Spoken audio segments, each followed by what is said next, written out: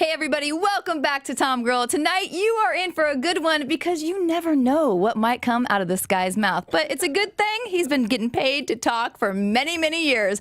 We have commercial and VO actor Scott Parkin. Stay tuned. You're tuned in to AfterBuzz TV, the ESPN of TV talk. Now, let the buzz begin. A little mellow music, a cold, rainy night in LA. Boy, it is. Yeah. I can't think of anybody I'd rather spend this night with than you, Mr. Scott Parkin. Come on, that's crazy. It's so nice to see you. I don't think I've seen you in a while. Yeah. We spent a lot of time in Atlanta at the convention, but We it's sure been a while. did. You're a Good busy girl. Yeah. Well, you too. And thank you for coming in and trekking through the rain today. We don't get a lot of rain normally, but now it's really coming down. So people in LA are actually doing okay driving now. Yeah. And What happens once every 6 months, they're horrible. But this is better. And I've completely transitioned because, still the weather here is nothing like the Midwest and Nebraska and other places where they're getting piled and piles of snow. But, all of us LA people bring out the beanies and the hats. You were in with the hat today. We all do it during the every day, but I love it. When it gets below 70, everyone's like, oh my God, sweaters, sweaters, Ugg boots. It's the little things. I know, it's true. All right. Well, I want to talk about you tonight. I know so much about you, but there's so much more I need to know. I overshare on Facebook a lot. I love it. I really do. It was great to do research on you and go to your Facebook. It's easy. So yeah, easy, everybody right? check out his Facebook and his Instagram feeds. Fantastic. Lots of good Thank you. I've got a couple. I've started doing. It gives me the excuse to be on there so much. So I have America's Commercial actor Scott Parkin is a page, and then I have real stories from a reluctant adult. So my story page, because everyone kept going, hey, you write really good stories. Why don't you put them all in one place? So that gives me the illusion that there's actually work being done. Now tell me about the America's Favorite Commercial Actor, because you have done thousands of commercials on camera, VO, radio spots, all kinds of things. So I think I started in commercials when I was in my 20s. I did a radio commercial for KZAP in Sacramento, right? And I think I said the word repetition like 8 times. You like your music, but you don't like repetition. You don't like things repeated. You don't like the same song over, and it was horrible. But I weaseled my way into the morning show because I was funny on the audition. I was still in college, and it was with Keven Boom Boom Anderson and K-Zap in Sacramento, Sacramento's best rock. So it was one of those, I'm old, so it was back in the late 70s, early 80s. So that was kind of how that went. I started doing commercials almost before I started doing radio. And then did radio for 11 years, bounced around with the highest paid migrant workers because you get fired and you have all your stuff. I can't cuss, can I? You can cuss. Okay. You have all your shit in the middle of the country. And that, like I got my first gig in Tulsa, Oklahoma, and I was from Sacramento, middle class, suburb of Sacramento. And they called and I'd done a couple bits with the morning guy, and he had made a tape and sent it out. And they said, yeah, we'd like you to come out to audition in Oklahoma. Have you ever been?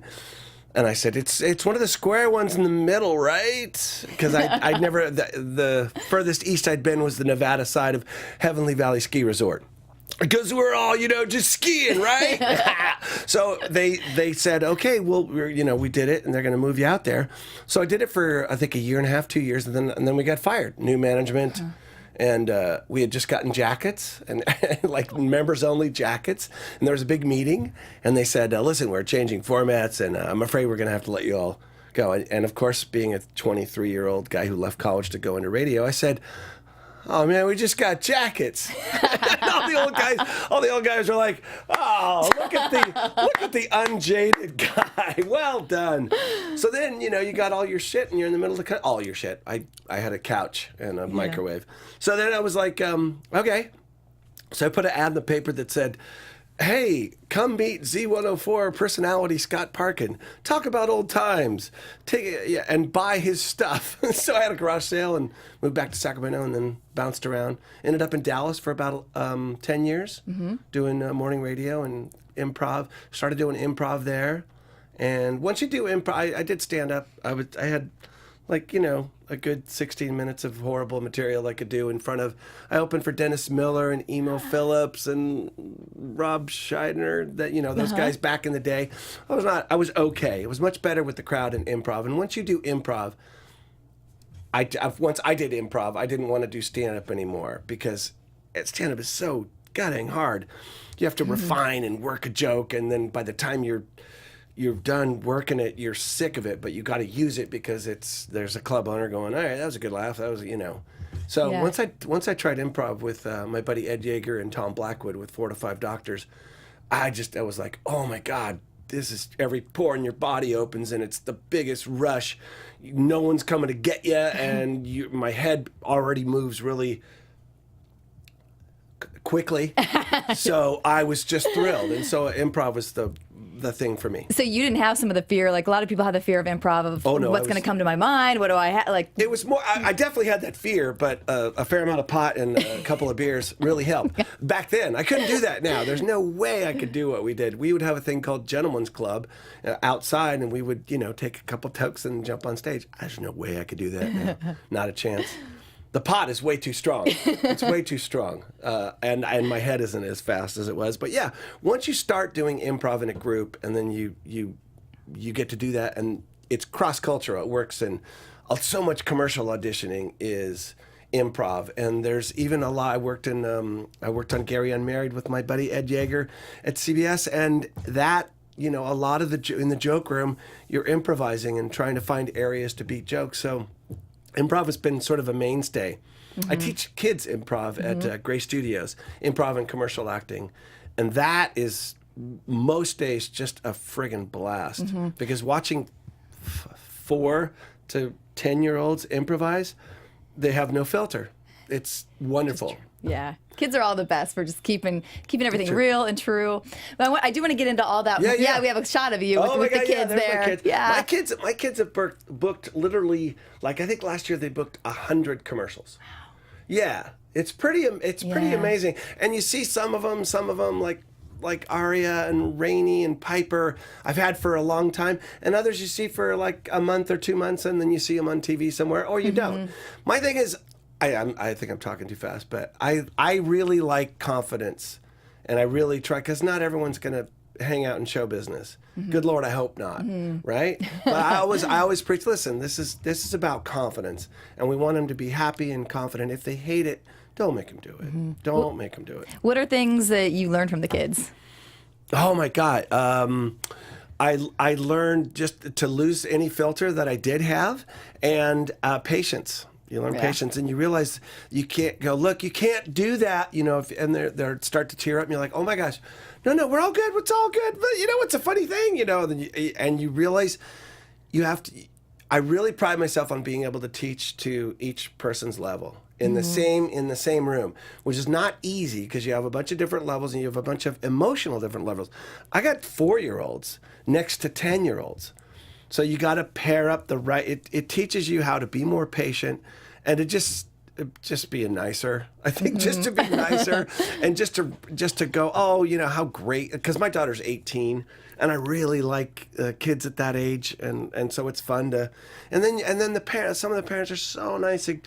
They give you gifts and they give you accolades, and they're like, listen, she loves this class. I don't know if we're going to be in acting for a while, but she just loves it here, and we're going to keep coming as long as you're here. And it just gives you, it takes a lot for me to drive from Venice to the Valley every Saturday. I know it sounds That's a commitment. weird, but I would rather be on the beach most days. But most days you go there, and if you're bummed out or if you know our business. It's just filled with friggin' rejection. Like, okay, thanks. Okay, well, if you don't like me, I'll come back tomorrow. No, okay, still don't. Okay, great. It's a lot of rejection. So when you feel like crap and you go in there and they're all like, oh my God, they're dancing around. They're just like doing fake interviews. And when they get stuff and they we play freeze tag and we do all kinds of like standard improv drills that you do with adults. And it just gives you, it makes me happy. I'm liking teaching a lot. My mom is a teacher for 35 years, master's degree in special ed, and 2 master's degrees. Sorry, Mom, 2 master's. I said that the other day. I said, yeah, you got a master's degree. She said 2. And she was a single mom too. Wow. So she did all that training for her master's degree while it was just she and I at the house. Yeah. So. And special ed it takes very special people to do that as well. My cousin's a special ed teacher. Yeah. Yeah, it's phenomenal. And what's very interesting is that Miranda my daughter Miranda, started out very early. She tested gifted early because her mom insisted on having her tested, even though everyone's lost. Like, can we just wait? Everyone knew, right? It was already a thing. So she I yelled at a kid, and she goes, Dad, that is a special kid. lower your voice. And she's 6. And she read really early. So she would go and read to the special ed kids. So I was working in the special ed class, and I said, "Can Miranda come in?" And they said, "Oh no, they love Miranda." I'm like, "Oh," because someone their own age is just phenomenal for them, and she's always loved that. She's a great teacher and works great with kids. She teaches kids art, or whatever. So teaching is I'm pro teacher. I was raised by teacher. My mom was, and I was in teachers' rooms, which was when you're a kid and you're in elementary school and you go to my mom's school, which was Pershing. I went to Fair Oaks, right? And you go in the teacher's room and some kid sees you come out of there and they're like, it's like you're a civilian and you've gone behind military lines. Yep. It was, so I was raised around teachers, and our teachers are on strike right now. So walked the picket line yesterday with them, helped them put a couple easy ups, and we're going to go out again tomorrow and bring some coffee, and it's rainy, and they're out on the streets marching. I know. I feel bad for both of my parents were teachers too, and my grandma. So I know everything what you're saying. I used to love to go to my parents' schools and then run and get a play in the gyms at their school when nobody's there. Exactly. It was just like a giant volleyball on Tuesday nights. It's fun. And then lots of Miller Lights afterwards. I didn't unfortunately get to do that. No, but I was 7. I didn't drink, but that was the big drink. It was like, hey, it's a light beer. It was brand new. This is how old I am. I was born in ¡62, so. I thought you were cracking them open back at 7. Oh, And I was like, that's impressive. What's up? Construction worker at 7. So yeah, sure. Well, I want to talk more about your daughter a little bit because I love, she's so talented, and I want to hear about raising a TomGirl. But I want to dive back to the radio just for a bit. Sure, for people maybe that are interested, that might be listening in a career in radio. Do you have advice? I think this is radio. I think what you're doing, what you do here, and what everyone does here, podcasts are what radio used to be like. No, very few rules, and you could just cut loose. I got out of radio. By the time I got out of radio in 90, I'd come back from the 90, I covered the Albertville Olympics in France, where Bonnie Blair won her 5 back in the day. And when I got back, I came in and tried the door code, and it was like, oh, well, the door code doesn't work. That's weird. They only do that when somebody's been, okay. Let me ask Shelly. Oh, okay, Shelly's not there. I've been fired. And so that was the last time, and that station got sold and flipped like 4 times. So radio is I don't know that I could advise anybody because it's such a different beast. It seems like our business in voiceover, that it's expanded. There's never been more opportunity, and there's never been more competition or less money. So I feel like my buddy Paul Slavens has a great public radio show in Dallas, and they can record everything all ahead of time and lay in the music ahead of time all on a file and roll it. So it's not the live radio thing. Well, his is live some days, but when he's gigging, it's not. This is not advice. This is just me rambling. That reminds me of a funny story, JJ, when I was in radio at WWRIY. I would say, if you're passionate about it and you really like it, find where your niche is. Find who you like. I really used to like Don Imus. I like Stern, but I was more of an Imus guy and my buddy John Rohde in Dallas is still one of the best freeform radio cats in the world, where they just crack the mic and go, "Wow, what's going on out there?" and just roll. That kind of thing I think is less prevalent as right now. Here's Death of a Bachelor by Panic at the Disco, and then they go right into the music. So I would say be passionate about it, work on your vocal skills and your diction, and put together a nice demo and start sending it out. Okay. Does that make sense? Yep, that sure does. And then for you, how did you make that? Calls. I know. I need my laptop, and we could. And here's Radar Love. We could actually ask questions. Now, for you, making the transition into being a VO and commercial actor and doing your improv, but what was the decision to do that, and how hard was it for you to break into VO and get that success you've had? The decision was made for me when they fired me the last time. But at that point in time, I had already started doing voiceover a fair amount and started to do a lot of improv and on-camera stuff. And so I didn't make another tape after that. After I got fired in Dallas from KZPS, I had a good agent. Kim Dawson was there, and I was already starting to knock down some okay money doing what is now called the conversational reel read and improvising for VO, which is what I teach, by the way. I didn't know that's what it was. I didn't sound like a lot of the other people. Right now you get 5 of those for just $8. I didn't have the 18 testicles. I just didn't have that. I just talked the way I talked. And so I had already started doing that, and I started writing, and I just never made another tape after that because I was making enough money doing the other thing and being on stage every week, and it was very cool. And we had a fairly good corporate business. My old partner, Tom Blackwood, was a really good manager. So our improv group would do corporate gigs at Disney World, or we'd do, gigs all over the place and a lot of parties. So I was making enough cheese, and I was kind of a dumbass hippie living in a house in East Dallas, hanging out with the new Bohemians and, playing Frisbee golf. So that was a lot of that. So I didn't really feel a lot of pressure to go back into radio because it was an easy path for me. Great agent. I really loved it. I've always loved good radio. Lohman and Barkley were my heroes from LA. I used to get tapes of them. And I love radio. I love radio commercials. A lot of people are like, oh, you booked a gig? Oh, it's radio? Oh, I'm like, no, man, give me the radio. Yeah. I love radio. And I love, this really to me is the new radio. So it's what radio used to be. Freeform, very little rules, and a very intimate audience. It's very weird because people would really think that they know you when they're on the radio. When you listen to it, they listen to you every morning. Yeah. And they're like, I listen to you naked all the time. I'm in the shower. So they feel like they really know. So they'll come up and I would, as I've already proved here by saying 50 words per second. And my Facebook pages, I talk about my personal life a lot. My heart is on my sleeve, everything. It's all out there. It's not great for my daughter or for me, but it is the way it is, and I don't know how else to go at it. So they would come up and go, oh, I'm sorry you broke up with Pamela. Are you okay? And I'm like, thanks, I forgot I shared that, but yeah, I'm fine. I'm fine. But I think this is that way. This is that way too. It's a lot more intimate. Yeah, it definitely is true about the morning radio, especially I think out here in LA too, where we're in our cars so much. I mean, I listen to the same people every morning, and you do feel like you know so much in their lives because they're sharing it's true. and talking about it. I did in France. Kevin was from Keven and Bean. I still think those two guys are some of the best guys in radio. I really like that cat. He's been around forever. We were in France together, staying at it was really cool because the head of Coca-Cola, Coca-Cola had said, hey, bring all these radio teams from all over the country. There's guys from Philly and New York and Chicago and LA and Dallas, and we were the guys from Dallas. And the head of Coca-Cola had this like 5-room chalet at the top of Courchevel, which is like the Aspen of the area. Albertville was like a shit town. It was like a little industrial corporate town at the bottom of the hill. But Courchevel was this, and it was so we got to stay. He and his wife separated or something, so he didn't come over. Sorry, I know it's been 20 years, but I don't blame myself. But it was this giant chalet, so we stayed in this fantastic chalet for 5 days and just went to all these Olympic events. It was just amazing. It's so weird because you'd have to leave for an event.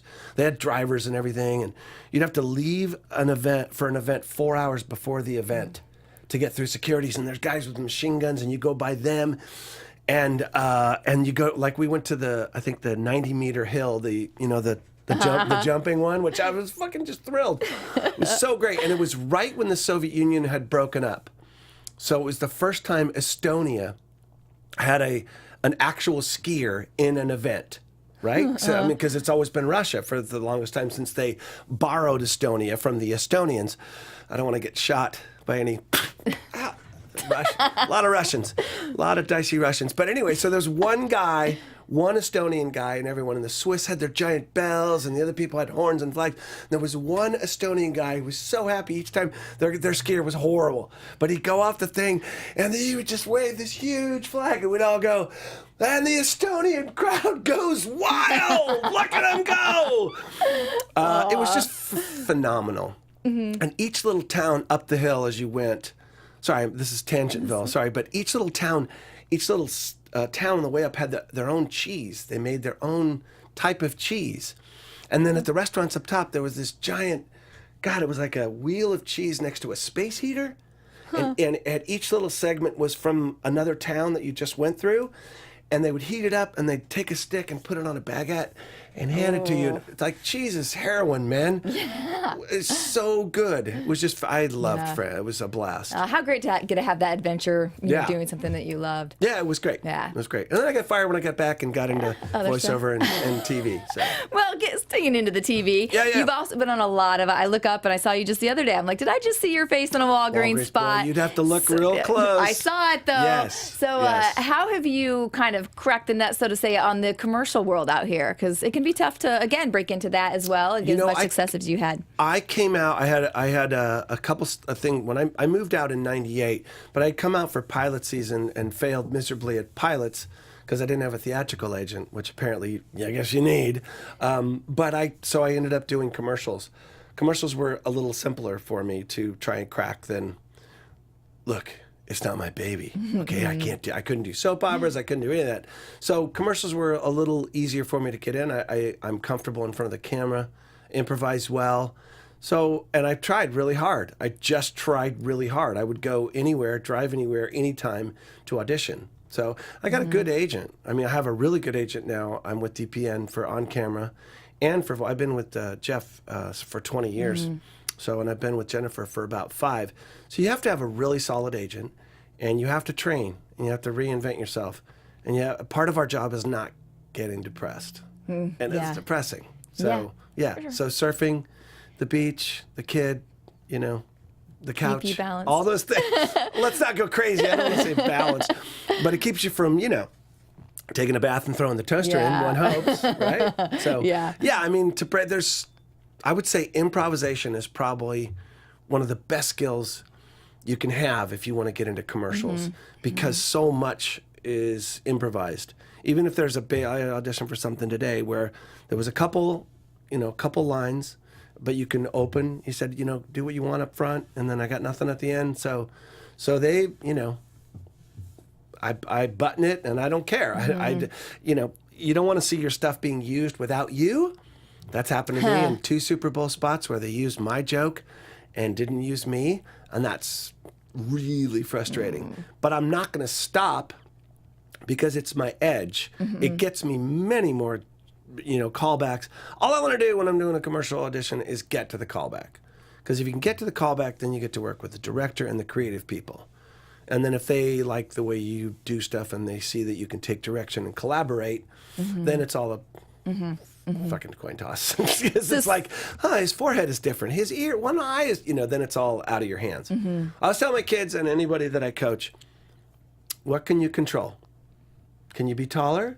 Can you change your hair color? Can you be prettier than that person or bigger? Can you have more hair? No. Can't control any of that stuff. So you've got to flush all that stuff and can control what you can control. And I firmly believe that. I'm not saying I do that, but that's what you got to flush all that stuff. Because the second you go, oh, dude, that guy's lighter than me. I've seen that guy in so many things. I've seen that guy everywhere. He's really freaking good. Then you're not in the moment. And for that little brief time, you got to stay present. Yeah. That's a super good point, because you walk in those rooms and there's 40 other people that have the same type as you or look as you. And and then so your advice, I want to get down to the tips that that you teach your students. So one thing, like you said, for people who may have missed what he was going with there, if you have a script and there's lines on there that you have to say in the audition, but you'll go ahead and throw in your own, either at the top or somewhere throughout. I will. To, if they ask me to hey, have fun with it, because they can't legally say, hey, improvise on this and write this for us, because they can't do that, and that's fine, and I'm glad that the union says that, but I'm going to do it unless they say, hey, listen, stick to the script. You should get to stick to this. I mean, you should give them, as a writer of copy in commercials, you should stick to the script and do their lines. But if you're good at it and you feel like something fits and it tracks with your character, definitely you're going to throw some stuff in and make the language your own and make it more real. If it's not like that, listen, your mother and I think that we're going to be divorced and things are going to change around the house. You're going to stick to the script and do that thing. But if there is room, if they do say, hey, man, have fun with it, make it your own, all those little sayings that mean, hey, dude, improvise, you're okay, go ahead. I'm definitely going to do that. And I'm going to train for improv if I'm just getting into this, but I'm going to train, because if you can improvise, there's nothing they can throw at you on a set or in an audition that you can't handle. They could throw out the script and go, oh, geez, it's not working. And yeah, I want to be the guy that goes, okay, cool. What's next? What are we going to do? How can I help? Rather than, oh shit, I just memorized all that stuff and boy, I was doing really good. I really like what I was doing. Yeah. So yeah. And are your tips for training? Where do you like to go? What do you do on your own? Let me see. For voiceover or for on camera? Let's start. On camera, I would say you want to work with good casting directors. Ross Lacey has a great class. Allison Horn has a great class.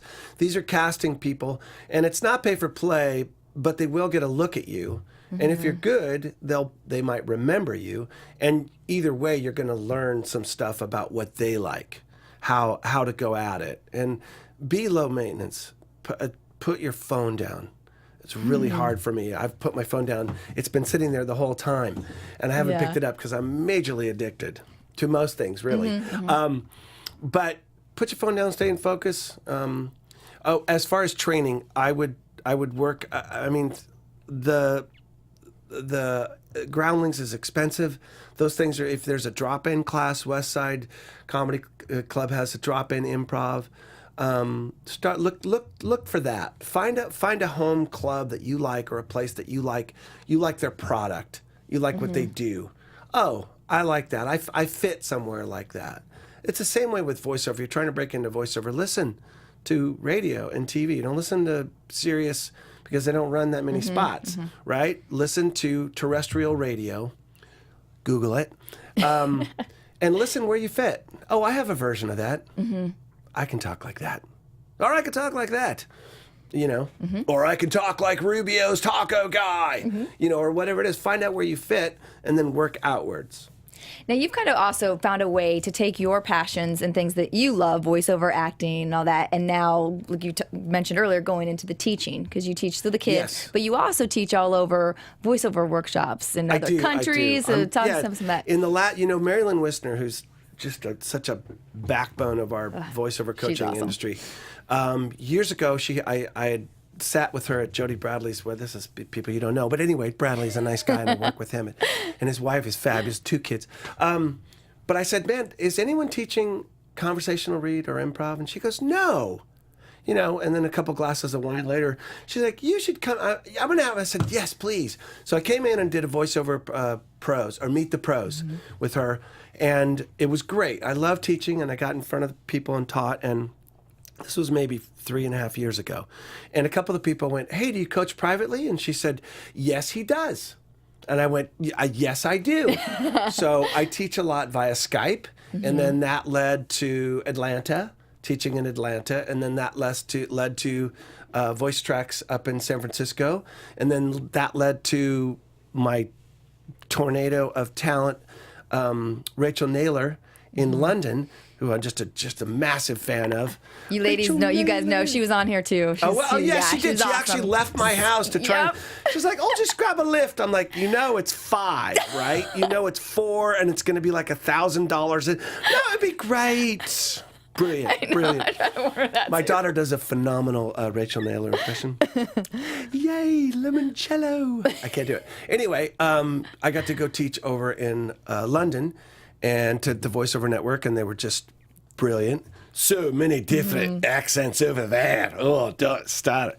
So that was great. And then we went to Scotland for 4 days with the kid. I took the kid, and that was great. Met Dave Peacock, who's a great animation director over there. So Miranda got to take his class while I was talking, and it was just great. So I'm doing. Mary Lynn has started this really cool thing called the Voiceover, the VO Road Show, and it's where you take 2 or 3 really good coaches in a certain emphasis. Like Tom Pinto's an ace with narration. Jeff Howell is a promo guy. Dave Fenoy, Sissy is one of they're just great at each thing they do: animation, narration, and commercials. And we'll come to a town. We'll party it down. No, sorry. So we're in America. All right. So we come into town, and it's like, a year's worth of coaching in a weekend. So you'll spend time with each of us, and it starts soon. It starts like I have it written down on my phone. Not written down on my phone. The first one is in L.A., And that is coming up January 26th. And that's with Jeff Howell for promos, Mary Lynn for commercials, and Tom Bento for narrations. Then we're in San Francisco with me on commercials, Jeff on promos, and Sissy Jones on character video games. Sissy Jones has won another award because she's just friggin' fantastic. Yeah. Then we're going to Boston, Portland, Chicago, Dallas, and Nashville this year, and many other places. It's so great for all you people who have written in and asked about, how to get involved in VO, what classes to go to. Way. Yeah, it's wonderful because you don't have to worry about like some of those conferences you talked about are great, but sometimes it's just either a lot of money, a lot to travel to, a lot. But to have them come, you guys go to their towns and go to these places are great opportunities for you guys to get taught by some of the best people. Get your feet wet and figure out what you want to do. There's also a great thing. I get to go to Spain with Jay Michaels, and that's really exciting. And that's already sold out, but that's a really intensive thing. That's a week where you work, and when you leave, you've got stuff recorded. So there's all different ways to go at it. You can get your foot wet. You can dive in all the way. Yeah. So, Fantastic. Well, I definitely recommend. I'm sure they can probably go to your Facebook site to find out more information about this. Sure, I don't have a website. I know. I'm sorry, your Facebook site, like on Facebook. No, it's fine. Yeah, come to Facebook and you can always message me and we can chat. But the VO Roadshow has a site, and J. Michael Collins has a great site, and he's got a lot of stuff going on. So can I talk about the kid a little? Yes, I was going to go there next. Okay, Let's talk about the kid. Okay, so this is something she did because we're giant nerds. Stand up a little bit. Can you guys see that on there? No. Is that all right? This is from the award-winning episode called The USS Callister on Black Mirror. And she hit me to Black Mirror, and we watched this. She picked and chose which episode, because it's an anthology. It's kind of like Twilight Zone with a tech bent. But anyway, it's the coolest show, and it's very dark and very cool. And this episode was great, and we loved it. And she said, "Dad, I got a really good idea for a artwork." So we did this artwork, and she did it, and I went, "Oh my God, that's freaking great! We should make T-shirts."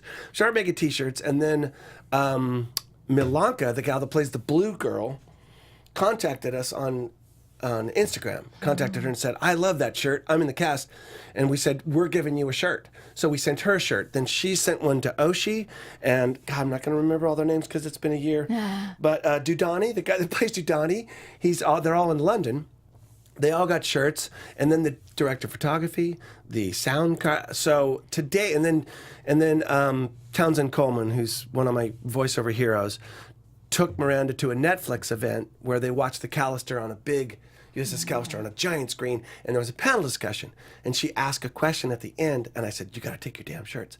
She's she's the antithesis of me, right? If I have a big head, she is the most humble, oh my God, everything sucks. No, stay away. No, it's not good. So I said, "Take the shirts," and she goes, "Okay." So she bravely went up to Jimmy Simpson and said, "Hey, I got you something." He's like, "What do you mean?" She goes, like, "I made this." "What do you mean you made this? With your hands?" She's like, "Yeah, I drew it." And he's like, "This is amazing." This gives me goosebumps. She goes, "This is amazing. Oh my God, this is..." So he walks around the whole Netflix event. It was for your consideration space where they're trying to get people to look at their thing and vote for the Emmys, which it won, and it should have won. But he took it around to everybody. Christy Milotti and I'm going to get his name wrong because I always say Cory Brooker, but it's Booker.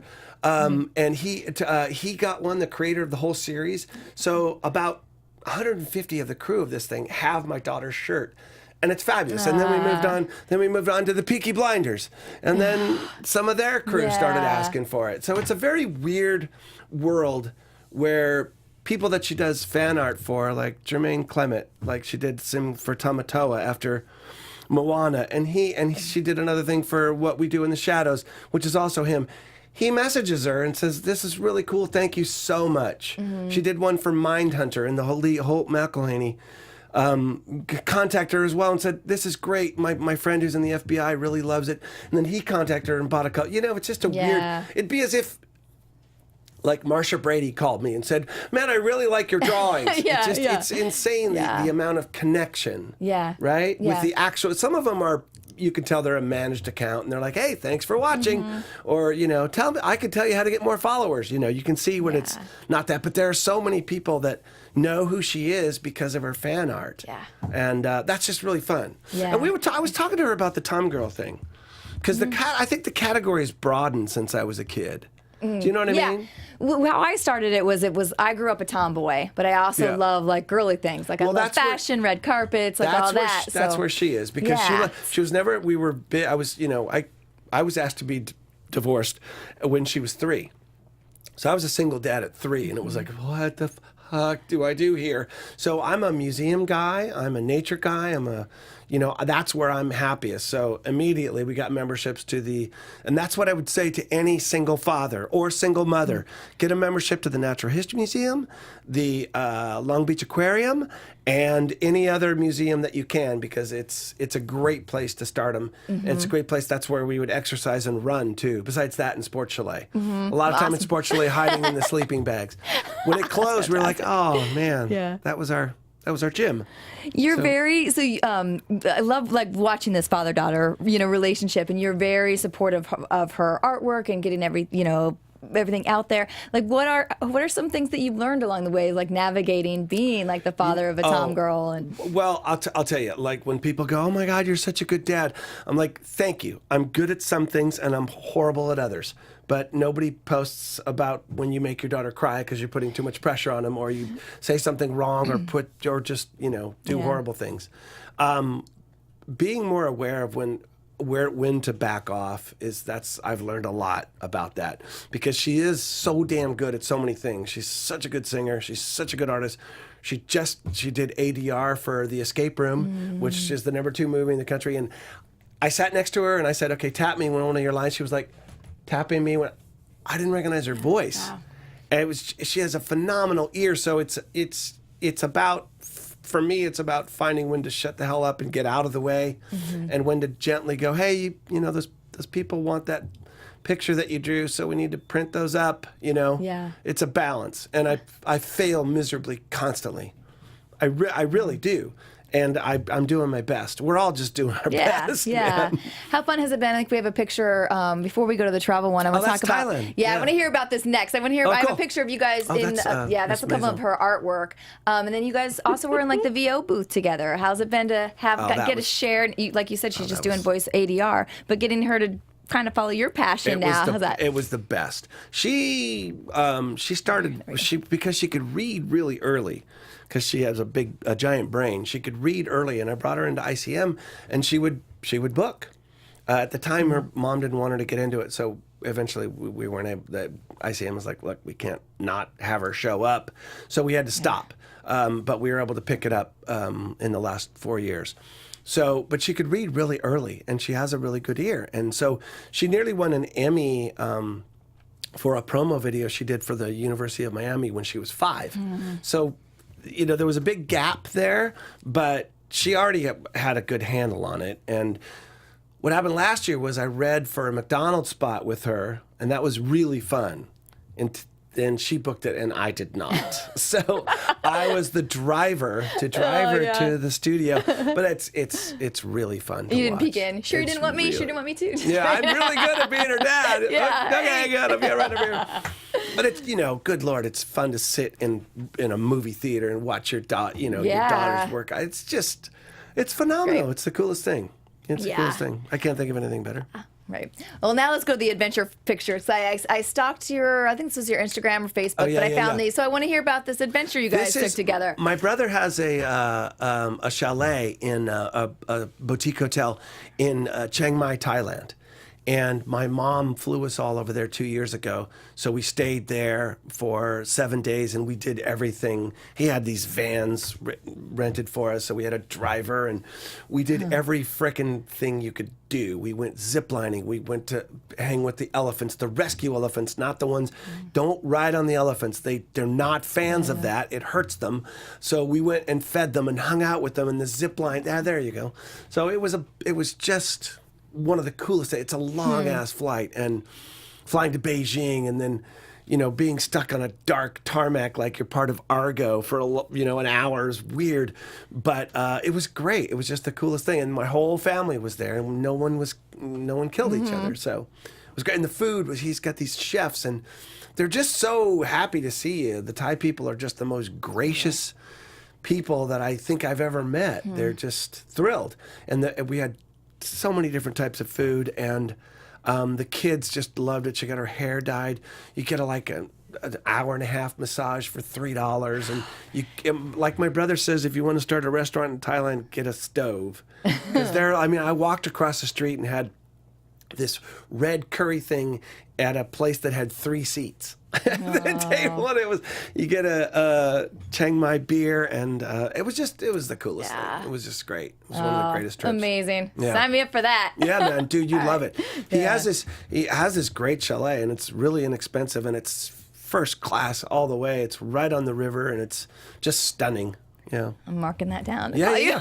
No, you absolutely should. Yeah, it's called 88 Place, and it's in Thailand, and it is phenomenal. Yeah. You will be attended to every possible need you can imagine. I'll take that 3-hour massage for sure. I know. And the night bazaar is really great. And watching my niece, Hartley, was the best haggler. Because they're we were like, okay, you don't take the first or second offer. If you really want it, you just wait. And the guy, and she would go, how much is this? And Hartley would, and the gal would say, that's like 45 baht. And Hartley would go, she'd go, 30? Oh. She barely even spoke. Yeah. She's, I think, 11 at the time, but she was just amazing. We called it Lutheraning them down. I don't know that. Right? Yep. Oh, I could talk to you forever, and I know we're just about out of time. Oh, we are? Oh, my God, that was before fast. we go, there's another shot of There you. you There go. you are, surfing, too, because I know you're a big surfer, so I like to do the old school 20s, like the sort of the onesie that the guy used with the stripes. That's right down from Muscle Beach there at my home break at Venice. Mason Brown's not there, but he's usually there. And we surf there every Sunday, so if you want to come down, I'm sort of a beach Sherpa. So I bring I've tried to get you down there several times. Resolution, I am coming this year, I promise you. And I promise everybody, this is the same promise. We'll get you up on a surfboard long enough to get a new profile picture. I'm and in. that's all it takes. I'm in. Is it really over? Is it really over? It is, but we're coming real quick. We do a TomGirl of the Week here each week. This is my TomGirl of the Week, Paige Vanzant, just because I absolutely freaking love this woman, and she is fighting this Saturday night on ESPN, you guys. Wow, cool. Yeah, so she's in the... Who's she fighting? She's fighting Rachel Ostovich. Okay. My cousins are Nick and Nate Diaz, who are MMA champions and some of the most badass fighters ever. Yeah. How funny that, Yeah. I know her. Yeah. She is a badass. She is a badass, and she's so cute, and she's just fun on Instagram and stuff, too. She has a new book out called Rise, so she's an author, she's a chef, she was on Dancing with the Stars. I just think she's a fun, spunky personality, so if you guys want to check out the fight this weekend, check that out. Beautiful. All right, so before we wrap up with you, anything like what's next? Where can we kind of said we can get your classes? I do have the Walgreens commercial running. I'm still punching up scripts that I can't talk about. I did some commercials that I don't think I can talk about, but it rhymes with Apple. Let's say it rhymes with Apple.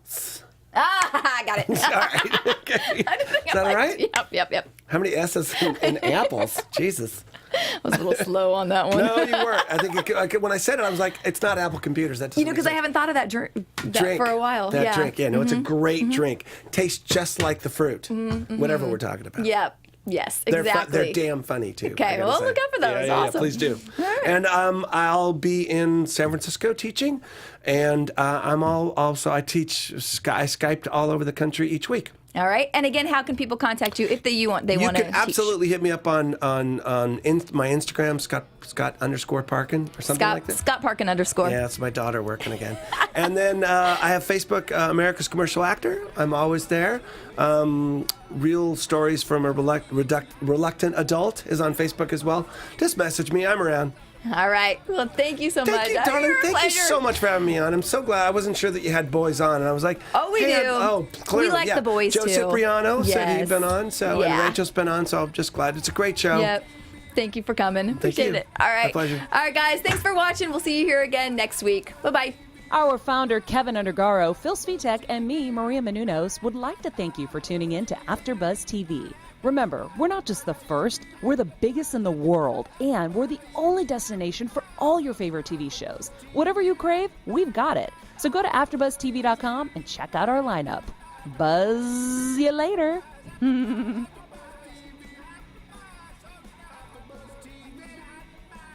The views expressed herein are those of the hosts only and do not necessarily reflect the views of AfterBuzz TV or its owners or principals.